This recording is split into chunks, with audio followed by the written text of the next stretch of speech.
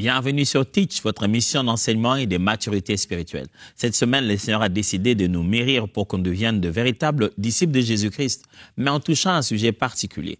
C'est de nous faire réfléchir comment vais-je un jour finir ma course? Qu'est-ce que c'est que la course de la foi chrétienne?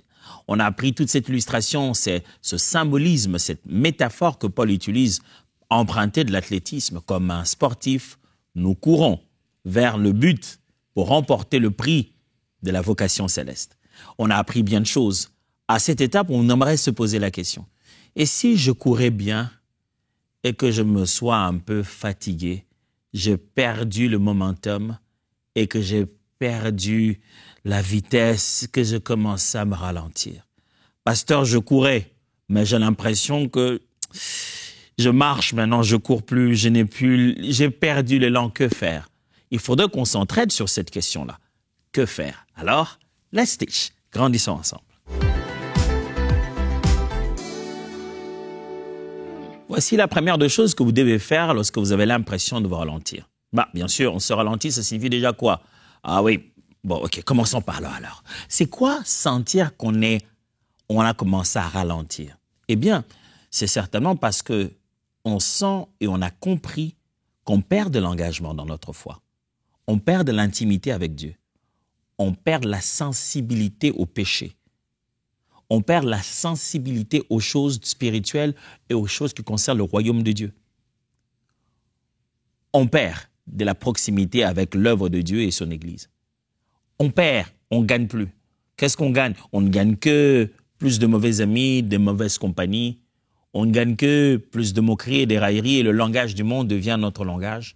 On sent qu'en tant que sel, on a perdu sa saveur. Ça signifie que même en termes de course, tu n'as plus la même vitesse vers la vocation céleste. Restant donc dans cette image de course, on tente simplement de dire comment se relever quand on s'est épuisé dans la marche chrétienne. Comment se relever? Comment reprendre ce premier amour? Comment se ressentir encore enflammé pour Dieu et continuer à garder son regard vers la direction finale? En restant dans cette métaphore, nous pouvons donc développer des choses intéressantes qui peuvent nous aider. Première chose, entretiens mieux ta relation avec le Saint-Esprit. Quand tu as l'impression de t'être ralenti, ô toi coureur, très cher collègue, dans la course, entretiens mieux ta relation avec le Saint-Esprit. La vérité sur le Saint-Esprit n'est pas comprise de la même manière au milieu de chrétiens. Mais une chose est vraie, sans lui, nous ne pouvons rien faire. Jésus-Christ il a dit aux disciples, restez là, vous ne pouvez rien faire, vous êtes bon à rien en cet état. Vous avez vraiment besoin qu'il vienne. C'est lui qui témoigne Christ en nous. C'est lui dont Paul dit, il crie en nous, Abba. Quand tu as l'impression que ça ne va pas, ça veut dire que quelqu'un est devenu triste en toi. Et Paul dit, n'attristez pas le Saint-Esprit. Il est possible que tout ce que tu ressens là, c'est le fait que ta relation avec le Saint-Esprit n'est plus la même. Lorsque tu pêches, lorsque tu vis dans une vie permanente de péché, lorsque tu tournes ton dos contre le Seigneur, eh bien, puisque tu as reçu l'Esprit de Dieu en tant qu'enfant de Dieu, c'est clair, tu es en train d'attrister l'Esprit. Si tu as donc l'impression que tu te ralentis, quelque chose ne va plus, s'il y a des points à regarder sur ta liste, regarde d'abord comment je vais avec le Saint-Esprit. Comment ça va avec l'Esprit de Dieu? Éphésiens chapitre 4, versets 30 à 32. Éphésiens chapitre 4, versets 30 à 32. Il est écrit, « N'attristez pas le Saint-Esprit de Dieu, par lequel vous avez été scellés pour le jour de la rédemption. Que toute amertume, toute animosité, toute colère, toute clameur, toute calomnie et toute espèce de méchanceté disparaissent du milieu de vous. Soyez bons les uns envers les autres, compatissants, vous pardonnant réciproquement comme Dieu vous a pardonné en Christ. » Paul parle du fait que lorsque ces antivaleurs, ces œuvres de la chair se mettent à régner dans un milieu chrétien, eh bien, l'assemblée, le groupe, la famille chrétienne attriste l'esprit. C'est par extension qu'on se rend compte que ces mêmes choses, lorsqu'elles demeurent dans notre vie personnelle, on attriste le Saint-Esprit. Il dit que l'amertume, l'animosité, la colère, la calomnie, toute espèce de méchanceté disparaissent du milieu de vous. Soyez bons, compatissants, vous pardonnant. Si tu as commencé à te ralentir, ça veut dire que tu es en train de garder de l'amertume. Quelqu'un était méchant envers toi et tu te prépares un jour, au jour où tu deviendras méchant. Et tu as commencé à cohabiter avec un mal à l'intérieur de ton cœur. Tu attristes l'esprit et tu continues à vivre comme ça. Chaque fois que tu commences à vivre une vie où tu attristes l'esprit, tu perds de la vitesse dans cette marche. Pasteur, ça veut dire que avec le Saint-Esprit, dès que j'ai fait un péché comme ça, le Saint-Esprit... Non. Écoutez bien ma démarche. Ce que j'essaie de vous expliquer, c'est que si vous voulez entretenir, c'est comme un véhicule. Vous le conduisez matin, midi, soir. Pour faire l'entretien sur la liste de choses à faire, quand vous allez en entretien, sur les différentes boîtes sur lesquelles vous devez ticker. On regarde, quand vous allez à l'entretien, vous savez, moi, la première fois, je suis allé faire l'entretien du véhicule, j'ai entendu des termes que je ne pouvais pas imaginer qu'il y en avait dans les véhicules. Hein. J'ai entendu des termes incroyables. Je ne sais pas si vous avez entendu. Moi, j'ai grandi au Congo, à Kinshasa. Quand on dit boudin, c'est charcuterie. Alors moi, je vais dans la voiture, on dit le boudin ne marche pas. Boudin? Dans la voiture? On a cité des choses que je ne savais pas qu'il y en avait dans un véhicule. Mais on devait regarder. Carburateur, pour les véhicules avec carburateur encore. Accélérateur et les bougies. Voilà, des termes comme ça. La première fois j'ai entendu bougie, pour moi c'est bougie. Mais on dit, mais les bougies de ton véhicule sont brûlées. J'ai dit, les bougies qui sont brûlées, c'est pas pour ça que c'est fait les bougies, justement, pour que ça brûle. Bougie. Il en est de même de la foi chrétienne, de notre marche, si on est en train de courir vers l'objectif final, si on combat bien le bon combat, pour se rassurer qu'on est en train de combattre bien le bon combat, eh bien, va dans la box appelée « Relation avec le Saint-Esprit ». Il faudrait que tu sois capable de ticker et de dire « ça va ». Quelle est ta relation avec le Saint-Esprit? Est-ce que tu l'écoutes encore? Est-ce que tu lui obéis encore? Est-ce que tu n'as pas tellement attristé, désobéi à l'Esprit que tu tentes de le faire taire en toi? Non, pasteur, moi je ne comprends même pas qu'est-ce que le Saint-Esprit veut de moi. Tu es sûr, comment tu es devenu chrétien? Si tu entends sa voix, n'endurcis pas ton cœur. Les faits que... Moi, j'ai souvent entendu les gens dire, mais moi, je n'entends pas Dieu. Oh, mon ami, ça, c'est un grand mensonge, en fait. Tu ne peux pas être devenu enfant de Dieu sans avoir entendu. Parce que ces brebis entendent sa voix. Pour que nous venions Christ, c'est le Père qui nous attire. Fondamentalement, pour que tu deviennes enfant de Dieu, c'est la preuve que tu as perçu la voix de Dieu dans ton cœur. Est-ce que c'est par les oreilles? Non. Mais dans ton cœur, tu as reconnu la voix qui t'a dit, quitte cette voie-là, viens ici. Quitte le péché, viens ici. Alors, il est important de reconnaître que ça ressemble dans ta tête comme une voix de conscience. Mais il s'agit beaucoup plus ici de la vérité de la parole de Dieu qui est alimentée dans ton cœur, dans ta relation avec le Saint-Esprit. L'Esprit te rappelle l'enseignement de Jésus. Comment va le Saint-Esprit avec toi? L'Esprit te rappelle les vérités éternelles, les caractères à bâtir. Comment va le Saint-Esprit? Si quelque chose se ralentit, ce que tu as commencé à cohabiter avec quelque chose, tu as commencé à faire cohabiter l'Esprit de Dieu avec quelque chose qui ne devait pas rester avec lui. C'est le Saint-Esprit. Donc, ne le fais pas cohabiter avec rancune, péché, animosité, colère, calomnie, méchanceté. Le Saint-Esprit demande la sanctification.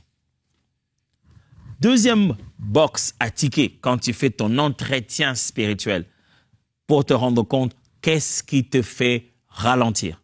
Deuxièmement, débarrasse-toi de tout fardeau. Je ne le dirai jamais assez, mes frères. Surtout en ce 21e siècle, en cette époque de vie de pression, à cette époque des vitesses industrielles mondiales, où tout va à la grande vitesse. Une chose qui était fantastique aujourd'hui, qui qui a tenu tout le monde en haleine. Tout le monde n'avait que ça, c'est le grand buzz de la journée. Le lendemain, ça s'est fait renverser. Ce qui a pu te faire des milliards aujourd'hui, demain te fait tout descendre. Le monde vit dans une telle forme de pression. Très facilement, on peut s'embarrasser des choses dont on n'a pas besoin. Dans ce 21e siècle de publicité, des ads, tu es en train de... La publicité vient en plein milieu, au moment où tu t'y attendais le moins.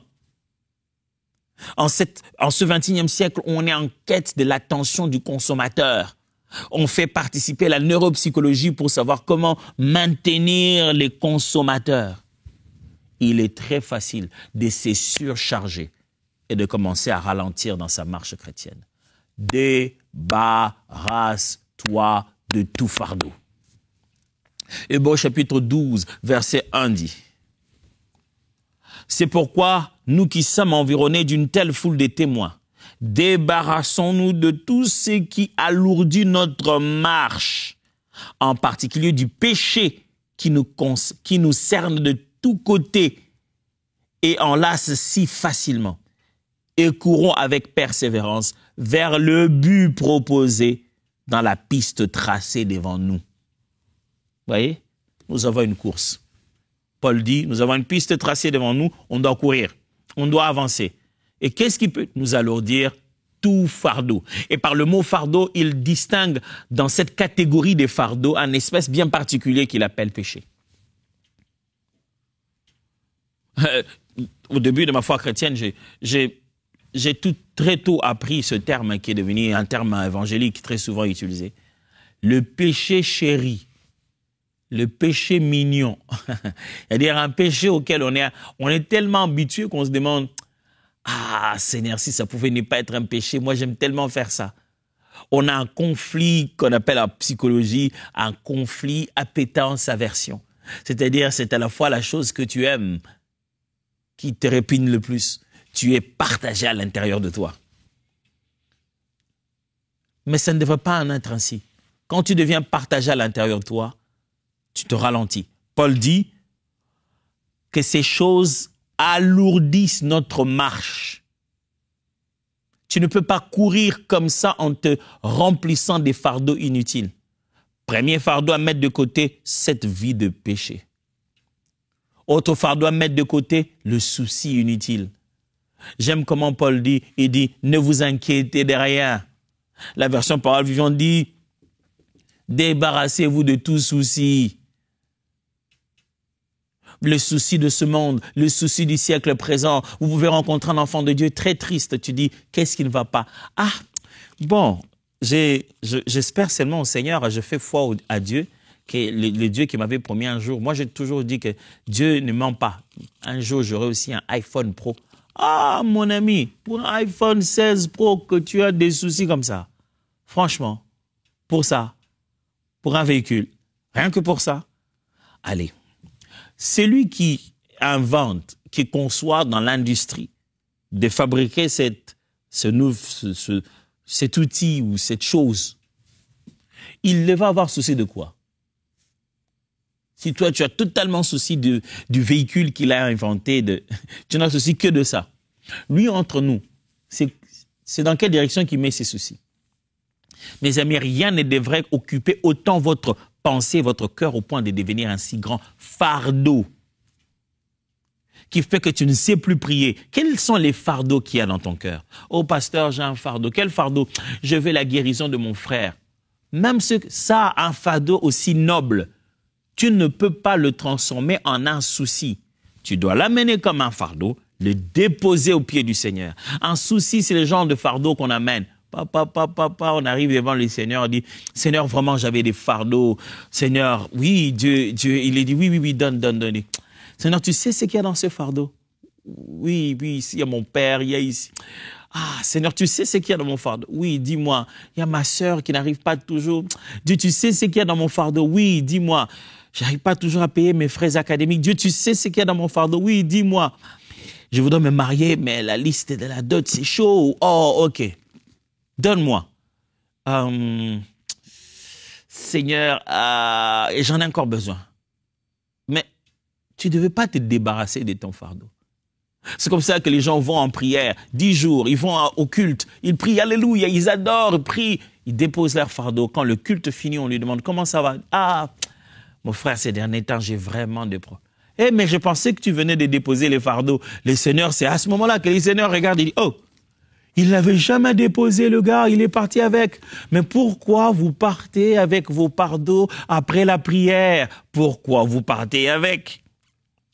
Un jour, j'étais allé voir le médecin qui me prenait les paramètres et tout ça, l'infirmière, et puis il dit, mais pasteur, comment vous faites pour avoir une tension pareille? Je ne suis pas en train de dire que ce sont les raisons physiologiques de ça, je n'essaie pas de justifier ça médicalement. Mais il dit, comment vous avez une tension artérielle pareille? Comment vous êtes comme ça? Très souvent, on aime associer sa tension artérielle aux soucis, aux quoi, aux différentes choses qu'on a dans notre tête. Et j'aimais l'expression qu'elle a utilisée, elle dit, vous avez la tension d'un bébé. C'est comme si vous n'avez aucun souci. Et pour rire, je lui ai dit, ben c'est vrai, j'ai déposé tous mes fardeaux. Frère, dépose tous tes fardeaux. Et Dieu s'en occupera. Et là, j'aime ce que la Bible dit, et la paix du Seigneur, qui surpasse toute chose, gardera vos cœurs en Christ. Débarrasse-toi de tout fardeau et tu verras que tu reprendras la vitesse. Ce qui t'alourdit maintenant, c'est que la responsabilité de Dieu est devenue l'objet de tes fardeaux. De fond, on est focalisé que sur notre exaucement là qu'on attend. On regarde que ça. Le fait que tu sois tout le temps en train de penser à ce qui devait arriver, ça ne va pas améliorer ça. Prends cela, dépose ça à Dieu, il va s'en occuper. Ah non, moi je fais que penser à ça. Je pense ces derniers temps, je ne pense qu'à ça. C'est pas parce que tu penses à ça ces derniers temps, à tout moment que ça va se faire. Fais confiance à Dieu, c'est ça la foi. Je vous donne un exemple. Je suis là, je viens, j'ai dit à quelqu'un, ah écoute, est-ce que tu peux m'amener de l'eau à boire? Et ok, il part les chercher. Et moi, tout ce temps-là, je suis en train de me dire, ah, est-ce qu'il va m'amener de l'eau? Quand est-ce qu'il m'amènera de l'eau? Est-ce que vraiment ça sera dans un verre? Oh vraiment, il faut qu'il m'amène de l'eau. Le temps que je passe à me préoccuper du fait qu'il m'amènera de l'eau ou pas, est un signe fort que je n'ai pas confiance en lui. Je ne me suis pas débarrassé de mon fardeau. Mais quand je sais que c'est un adulte vacciné capable de quitter un point A vers un point B, de prendre un verre, d'y mettre de l'eau, de me l'amener sans qu'il me raconte une histoire comme quoi c'est tombé, j'oublie et je me mets à faire autre chose. C'est ce que Dieu dit. Il dit, si vous me faites confiance, faites autre chose, je m'en occupe. Débarrasse-toi de ces fardeaux. Ton Père qui est dans les cieux, il sait que tu veux te marier. Ton Père qui est dans les cieux, il sait que tu es en train de lui demander le travail.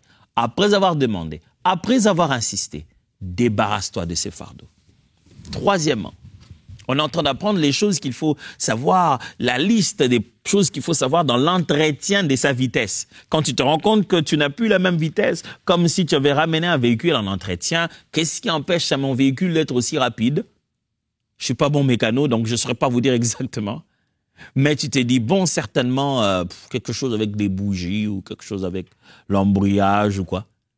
Mais dans la liste des choses qui t'empêchent d'être aussi rapide, de vivre en fait ta course dans le bon rythme, on a commencé à regarder des points. Regarde ta relation avec le Saint-Esprit, débarrasse-toi de fardeaux. Troisièmement, accroche-toi aux autres. Pasteur, qu'est-ce que tu es en train de dire? C'est pas toxique ça? Non, c'est pas de ça que je parle. Je ne te parle pas d'avoir une relation toxique au point où tu es accroché au dos des autres comme une sorte de sangsue qui est là. Non, non, non. Je suis en train de dire que la marche chrétienne, quand on court seul, on a l'impression qu'on se fatigue. Tiens les autres, fais des chaînes avec leurs mains, tiens-les comme ça. Leurs coudes, marche, cours avec eux, ils te maintiendront dans leur vitesse. La foi chrétienne n'est pas censée être vécue seule seulement. Les autres existent pour un but. Jacques chapitre 5, versets 13 à 16 dit. Jacques 5, 13 à 16. Quelqu'un parmi vous est-il dans la souffrance? Qu'il prie. Quelqu'un est-il dans la joie? Qu'il chante des cantiques. Quelqu'un parmi vous est malade? Qu'il appelle les anciens de l'église et que les anciens prient pour lui, en loignant d'huile au nom du Seigneur. La prière de la foi sauvera le malade, et le Seigneur le relèvera. Et s'il a commis des péchés, il lui sera pardonné. Confessez donc vos péchés les uns les autres, et priez les uns pour les autres, afin que vous soyez guéris. La prière fervente du juste a une grande efficacité. Regardez comment Jacques dit, ne les faites pas seuls. Chantez, gloire à Dieu. Quand vous avez la souffrance, priez. Oui, c'est bien. Mais vous êtes malade.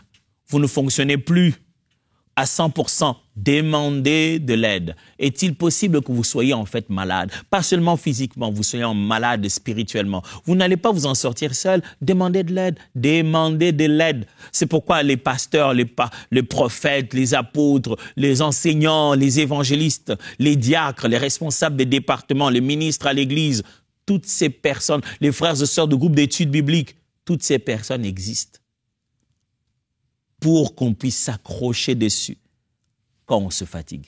Accroche-toi aux autres. N'essaie pas d'être solitaire. C'est comme ça que le loup vient dévorer les brebis dans la bergerie. Accroche-toi aux autres.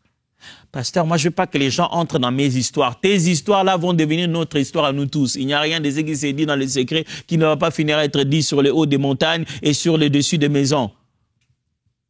Tu n'as rien à cacher pendant que tu meurs.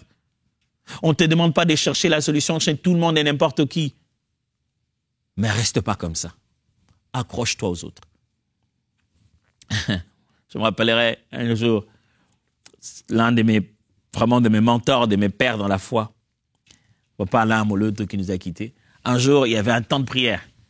Et lui, il ne se sentait pas bien. Mais on devait faire une veillée. Une nuit de prière, on devait commencer la journée, et la nuit, on devait continuer la prière. Et lui, il ne se sentait pas vraiment bien. Et puis, il a eu une journée très difficile. Bon, on faisait la nuit de prière chez lui à la maison. Donc, nous les jeunes, on était là, il fallait faire la nuit de prière au salon. Prier et tout et tout. Alors là, il se rend compte que la nuit de prière doit commencer, il ne se sent pas bien, il est épuisé, il est fatigué, son corps ne va pas bien. Au moment de la nuit de prière, on voit quelqu'un qui vient. On n'est pas censé venir avec son lit ou son matelas. Mais lui, il vient avec de quoi dormir. Il dit, mais tu ne te sens pas bien, tu ne devais pas venir. J'aime ce qu'il a fait comme blague. Il a dit, j'ai amené tout, je vais dormir dans la présence. Juste une façon de dire, mon corps est tellement fatigué, je ne vais pas bien, mais je vais tellement participer à cette nuit de prière que je vais m'accrocher à vous. Eh bien, il a dormi dans la présence. Et quelquefois, au moment où il dormait complètement, il reprenait le temps de prier aussi. Ça, c'est une chose que ma femme et moi avons pris comme résolution dans notre couple. On s'est dit, chaque fois que tu viens et que ta journée a été différente de l'autre, et que tu as eu une longue journée, et que voilà, peut-être que quand tu arrives, l'autre est déjà en train de dormir. Quand c'est l'heure de la prière, agenouille-toi. Pose tes mains sur ses pieds, sur sa tête, quelque part. Reste en contact physique avec lui et prie. Et c'est merveilleux de voir que même quand c'est moi qui étais fatigué, puis je dormais déjà, ma femme arrive, elle se met à prier. Quand elle me touche les pieds, je sais. Et quelquefois, c'est à peine que je dis Amen. Oui, Seigneur. Je sais, je participe, je m'accroche à elle. Tu ne peux pas le faire seul. Accroche-toi. Va voir quelqu'un. Demande de l'aide. Prie ensemble. Tu es marié et tu es marié à un chrétien, un enfant de Dieu. Tu te meurs comme ça. Parlez-en à ton mari, parlez-en à ta femme. Parlez-en à quelqu'un, même à ton enfant à la maison. Priez ensemble. Accroche-toi aux autres. Quatrièmement, résiste au diable. Ça, c'était prévisible, n'est-ce pas? Si tu as l'impression que tu commences à te fatiguer, à t'épuiser, à ralentir, je pense qu'il y a un gars qui cause ça tout le temps. Il faut aller voir de ce côté-là. Il s'appelle Satan. Le diable ne veut pas que nous puissions vivre notre course, notre foi chrétienne de la bonne manière. Alors, après avoir regardé ta relation avec le Saint-Esprit, après s'être débarrassé de tout fardeau, les péchés ou toute autre forme de fardeau, après s'être accroché aux autres, si tu sens que l'élan ne vient pas, tourne-toi de son côté aussi. Ce côté-là, le côté de l'ennemi, et résistez-le. Jacques chapitre 4, verset 7 dit, « Soumettez-vous donc à Dieu, résistez au diable, et il fuira loin de vous. » Et enfin, la quatrième et la dernière chose, la cinquième plutôt et la dernière chose, c'est que quand tu as l'impression de te ralentir dans ta marche chrétienne, une chose à faire. Rejette toute forme d'orgueil. Pourquoi j'en vais là? Parce que quand tu as un ennemi que tu n'arrives pas à vaincre, qui est si fort que le combat ne finit pas, il est possible que ce soit l'Éternel lui-même. Et Dieu, il résiste aux orgueilleux et fait grâce aux humbles. La chose qui peut être en train de rendre ta vie spirituelle aussi épuisée, c'est le fait que tu as trouvé un logement à l'orgueil dans ton cœur. Tu as tellement développé l'orgueil en toi. L'orgueil t'alourdit. L'orgueil te transforme en ennemi de Dieu. Jacques chapitre 4, versets 4 à 6. Adultères que vous êtes. Ne savez-vous pas que l'amour du monde est inimitié contre Dieu? Celui donc qui veut être ami du monde se rend ennemi de Dieu. Croyez-vous que l'Écriture parle en vain? C'est avec jalousie que Dieu chérit l'esprit qu'il a fait habiter en nous. Il accorde au contraire une grâce plus excellente. C'est pourquoi l'Écriture dit « Résiste ». Dieu résiste à l'orgueilleux, mais il fait grâce aux humbles. Regarde la place de l'humilité dans ton cœur. L'indice de l'humilité, quand tu n'en as plus, c'est que tu n'as plus d'huile dans ton moteur. Tu ne peux plus avoir la même puissance. Tu n'as plus d'huile. Dieu te résiste. L'orgueil te tue. Avant même que Dieu te résiste, l'orgueil est une infection. Tout ce que tu fais quand c'est empreint d'orgueil, c'est comme si tu as mis trop de sel dans ton repas. On ne sait même plus. C'est bon à voir, mais c'est pas bon à goûter. C'est bien de savoir qui tu es. Les gens préfèrent te vivre avec toi de loin. Alléluia, mon frère, il est bien, mais de près, il dit, il a un mauvais goût. Il est orgueilleux, imbu de lui-même, rempli de lui-même. Il pense tout savoir, tout connaître. Et quand tu as cette attitude, tu mourras dans ta vie de prière. Tu mourras dans ta façon de t'approcher de Dieu. Pourquoi? Parce que tu es tellement rempli de toi-même que tu ne sais même plus voir où tu vas. Et quand même tes yeux deviennent aveugles comme ça, tes ténèbres deviennent plus grandes. Alors, si vous avez compris comment faire l'entretien de votre véhicule, comment regarder les points importants pour évaluer la raison de notre ralentissement dans notre course spirituelle. Si vous avez compris ces quelques 5 raisons, c'est que vous êtes vraiment un véritable étudiant, disciple des Teach. Et c'est pour ça que je fais ce travail, pour que ça devienne clair, simple et surtout pragmatique. Pour ça, on se voit demain. Dieu vous bénisse.